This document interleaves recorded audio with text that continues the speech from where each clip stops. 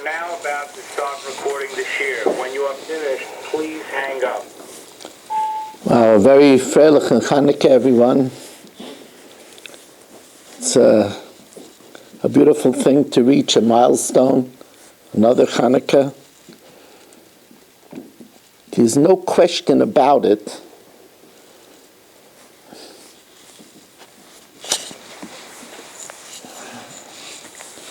There's no question about it that this Chanukah has very, very contemporary and deep significance.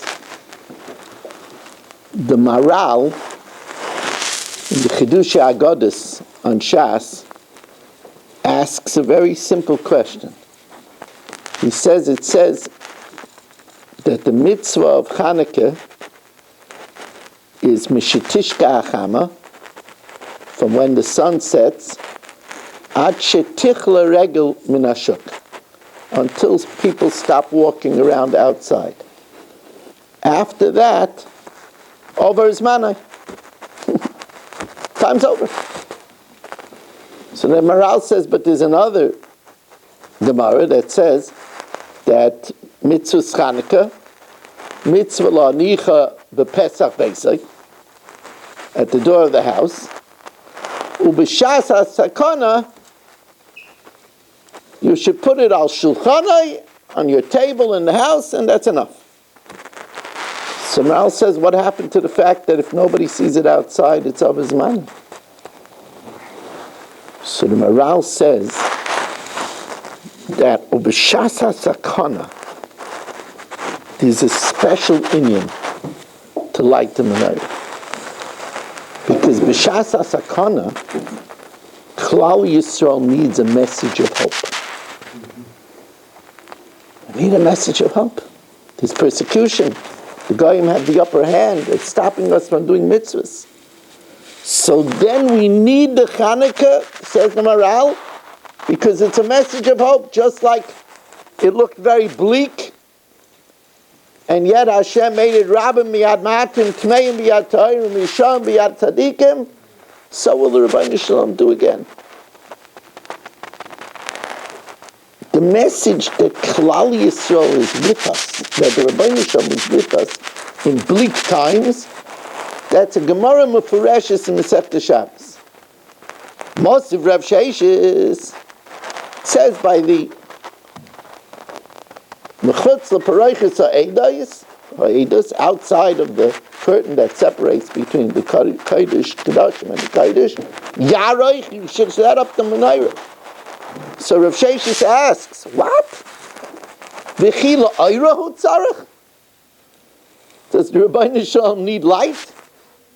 The whole 40 years when we were in the Midbar, there was no electricity in the entire Midbar. There were no street lamps. Nothing. If there was no moon, it would have been pitch black.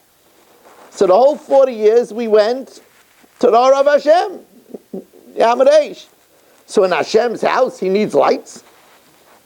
Why do we have to light a menorah in the Rebbeinu Shalom's house? The Rebbeinu Shalom doesn't need electricity. It's like the kasha. Why do the malachim need a ladder? What does the Rebbeinu Shalom need light for? So Rebbeinu Shalom, Rav Sheishis answers, he doesn't. It's just Eidos Lihi Yisrael. It's a testimony to Klal Yisrael. Shashchina Shayra B'Yisrael.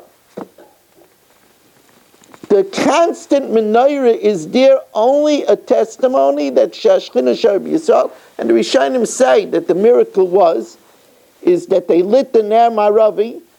It had the same amount of oil, but it lasted throughout the day until they were ready. The other ones went out in the beginning of the day, and it lasted with the same amount of oil all the way till they lit again. So every day there was a Chanukah miracle. Eidosi b'Yisrael, shashchina shayr b'Yisrael. And that's at a time of danger. At a time where we see Yidden throughout the world are being vilified. That's the message of the menorah. That the Rebbeinu Shalom is with us. And that small flickering wick, that's the Shechina Hi B'Yisrael. And there's going to be Nitzachim like there was then. I'm going to tell you one more maral.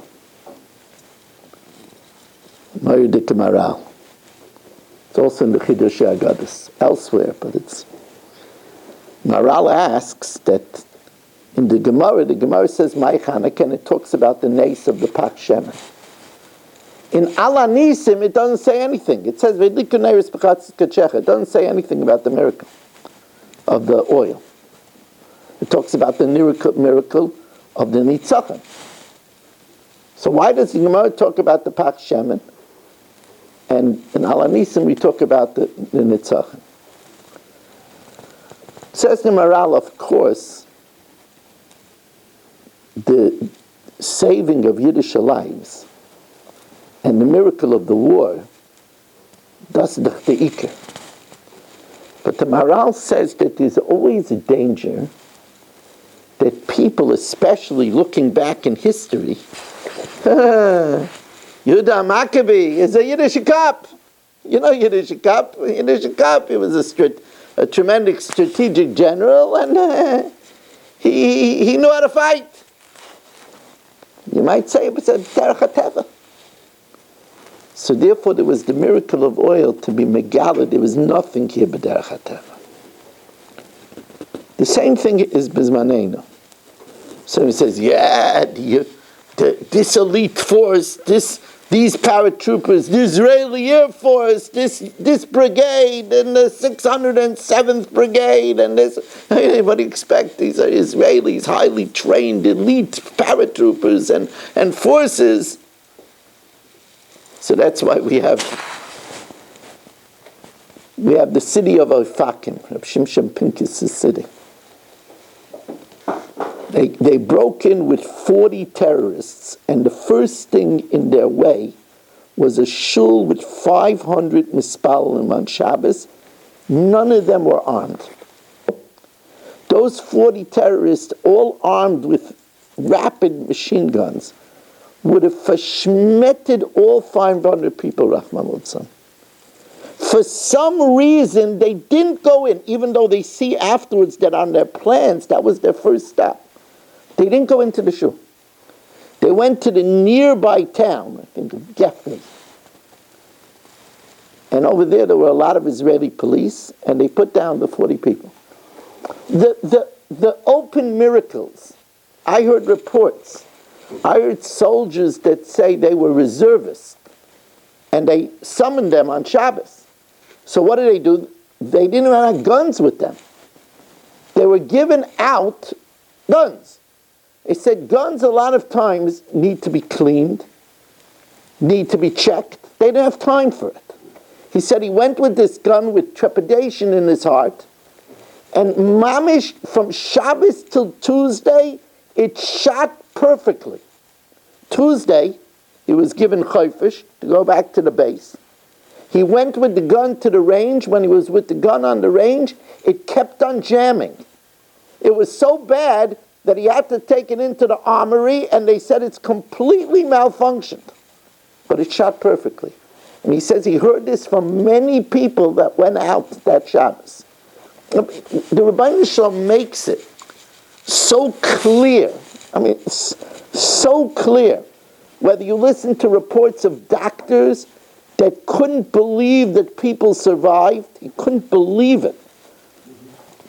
Whether you listen to the reports, I mean, I can't help but say it, the story of those that didn't hear it, the story of the tuna can. That's like unbelievable.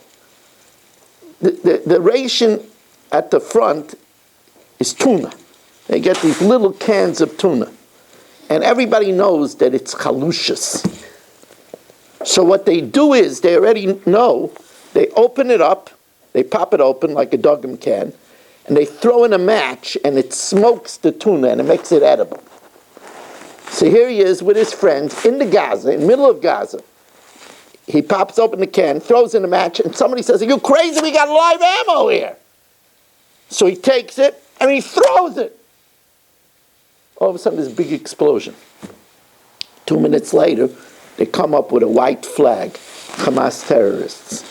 What happened was they were waiting to ambush this group. He threw the can and landed in the shaft of the tunnel that they didn't even know about it. It hit their explosive, blew up, and they came out. You can't make this up. This is the Pak Shemen of Tavshin Pei Dalet. This is to let us know. Eidasi b'Yisrael, shashchina shayra b'Yisrael. What's our strength? What's our strength? This is our strength. Torah. Torah. It's Megan Matzli. And that's why it's very important, Rabbi say. I know people, it's Hanukkah parties and everything. But try not to miss your regular kviyas of learning. I'm giving tonight, after the daf, I'm giving a chok. Would have been easy to say, it's Hanukkah. I'm giving a chok tonight, Mishpatim Day 1. Everybody is invited to the shir. Those that daven marav with us, please daven marav with us. We're counting on you. We're missing. Gedalia can't be here tonight. We're missing people, so we need you. Okay, so we learn, first of all, we learn the Ilui Nishmas Psachia ben Hendel Bas Psachia, right? Hendel Bas Psachia, Dr. Rothstein's mother, he had yahrzeit today. That a Fisher family, Ilui Nishmas Basi Bas Rabbi Shlomo ben Avram Alevi, Perel Bas Ruvain, Ilui Nishmas Avram Dov ben David, Schus Avram ben Yam ben Ish ben Malk Yudis and family, Fush Shalema Fel Yom Moshe ben Chai Sarah, for Yo Klugman and family, for Avidaraye ben Rivka, for Meir ben Chai Sarah, for Mrs. Yafi, Nechama Sarah Bas Miriam, her pain should stop, and everybody should have a lichtige Chanukah. So we finish Mitzvahs Chalitza today with the last Mishnah of Mitzvahs Chalitza, and then the first Mishnah of the 13th paragraph, I say. So here's the summation of Mitzvahs Chalitza. Mitzvahs Chalitza, what is it? Bahu v'yavimtei lebezdin. So if Reuven was married to Sarah, Reuven died, Sarah falls to Shimon, so Sarah and Shimon come to Bezdin, and they give to Shimon the proper eitzah. In other words, if she's young and he's old, or he's young and she's old, they say, no, the Yibum is not for you. Min b'minai. Shenema v'karolei ziknei irai, the elders of the city call to him, v'divrei love, and they speak to him. And then she says, Meon Yevami Lakim Lach V'Shem B'Yisrael, my brother-in-law refuses to perpetuate the memory of his brother. He doesn't want to have a child and name him after him. He doesn't want to marry me. And he says, I don't want to take her. And they say it in Hebrew. Then the brother-in-law comes close. The sister-in-law comes close to him,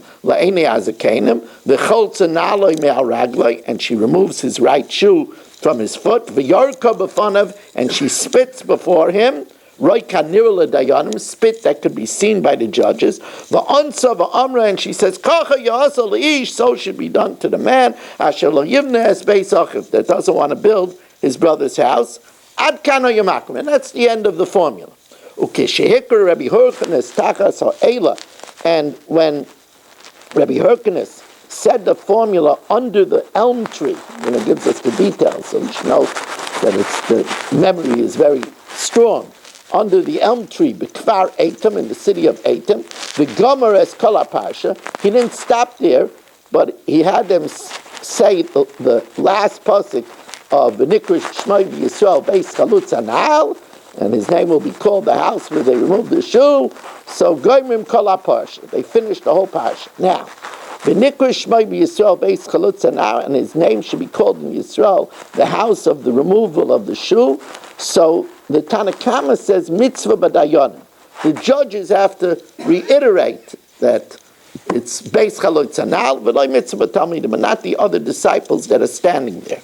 Rabbi Yehuda says mitzvah al kol ha'imdim sham leimer, on everybody standing there to say, and to say it 3 times, that it should have a pirsum, that everybody should know that she's available, that there's no more an isser of l'siyah, and that she's forbidden to a kayin. Chalutz anal, chalutz anal, chalutz anal. The shoe was removed, the shoe was removed, the shoe was removed. Now, as we start the 13th parak, learning in the glow of the candlelight, the menorah represents the Or Torah. This is the ancient glow. It's still here with us, the glow of Torah. So we know there's a din miyun. It's not negaya nowadays. But in the olden days, if you have a young girl and the father died, so in those days they didn't have Beis Yaakov. If a girl was left around, she could be taken advantage of. So they would marry her off. Who would marry her off? Her mother or her brothers. But that's only a rabbinical marriage, and therefore she could walk away from it simply without a get by issuing miyun, by issuing a refusal. Miyun could only be done if she's only engaged. If she's married, you can't do miyun. Even if she's married. She could issue a refusal if they married her off to somebody. But if that husband died childless and she fell to a yibum, she can't issue a refusal. She could issue a refusal even to the yavam. She could only issue the refusal if she's in front of him, the one that they attached her to. She could do it even not in his presence. It could only be in Bezdin, even outside of Bezdin.